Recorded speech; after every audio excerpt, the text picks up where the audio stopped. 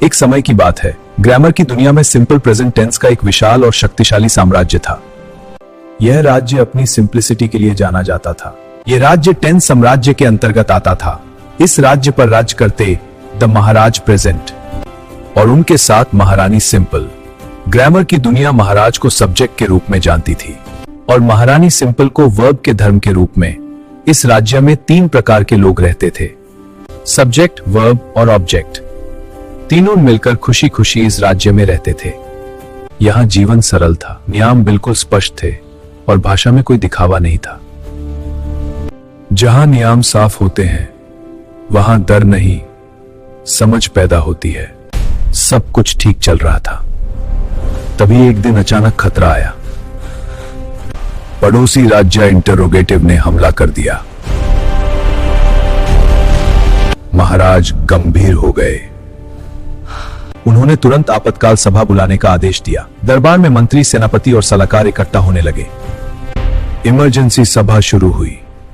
सभा का उद्देश्य बिल्कुल साफ था, इंटरोगेटिव वाक्यों को समझना और उन पर विजय पाना। आप सब अपने अपने विचार रखिए। हम इस संकट से कैसे बाहर निकलेंगे?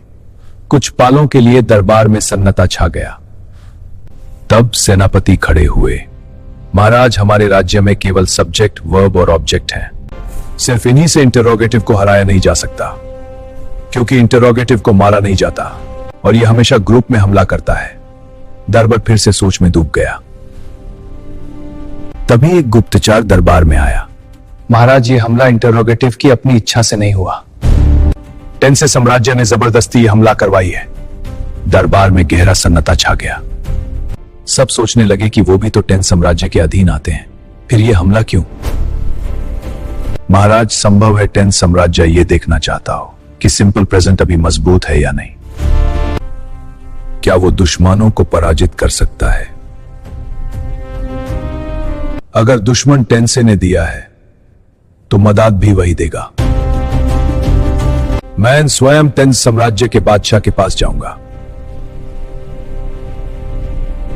दरबार में हल्की सी हलचल हुई। अगले दिन महाराज यात्रा पर निकले।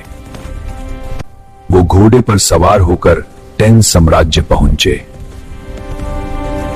वहां उनकी मुलाकात बादशाह सलामत से हुई। यह हमला एक परीक्षा थी और तुम इसमें सफल रहे। महाराज सिंपल ने मदद का अनुरोध किया। बादशाह ने अपने सर्वसेनापति स्ट्रक्चर को बुलाया। स्ट्रक्चर एक महान योद्धा था। स्ट्रक्चर को सिंपल प्रेजेंट के साथ भेज दिया गया। रास्ते में आकाश में एक आकृति उभरी। WH वर्ड प्लस डू या डज, फिर सब्जेक्ट, वर्ब, ऑब्जेक्ट। कुछ समय बाद महाराज और स्ट्रक्चर राज्य में लौट आए। दरबार में फिर से सभा बुलाई गई। अब दरबार में एक नया पद जुट चुका था। उस पद का नाम था स्ट्रक्चर। सब समझ चुके कि अब युद्ध भावना से नहीं बल्कि नियम से लड़ा जाएगा। महाराज, WH वर्ड से मैं मदद मांग सकता हूं। मैंने पहले भी उनकी सहायता ली है। और हेल्पिंग वर्ब मेरे धर्म से आता है। मैं अगर अपने पिता से मदद मांगूं तो डू और डूज अवश्य आएंगे। जब ज्ञान और सहयोग साथ आते हैं तब कोई प्रश्न मुश्किल नहीं रहता। अगली सुबह सेनापति WH राज्य की ओर निकले और महारानी हेल्पिंग वर्ब के राज्य की ओर। कुछ समय बाद सेनापति लौट आए। Why, what, whom, where, when, which, how। उसके बाद हेल्पिंग वर्ब भी पहुंच गए। अब युद्ध का मैदान तैयार था। अब असली परीक्षा शुरू होने वाली थी। सीता क्या पढ़ती है? पहले मेरे सवाल का जवाब दो। स्ट्रक्चर बिना घबराए आगे आया। वर्ड को सबसे पहले आने का आदेश दे। सीता के अनुसार हेल्पिंग वर्ब डज व्हाट के पीछे रहेंगे।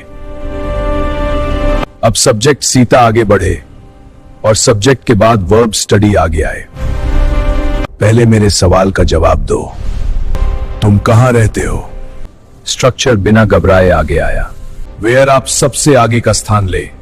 हेल्पिंग वर्ब डू अब आप आगे आए।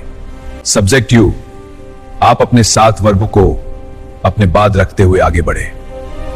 गलतियों का सिलसिला यहीं खत्म हो गया। अब कोई सवाल गलत नहीं रहा। सिंपल प्रेजेंट राज्य विजयी हो चुका था। अब ग्रामर डर नहीं, समझ बन चुकी है।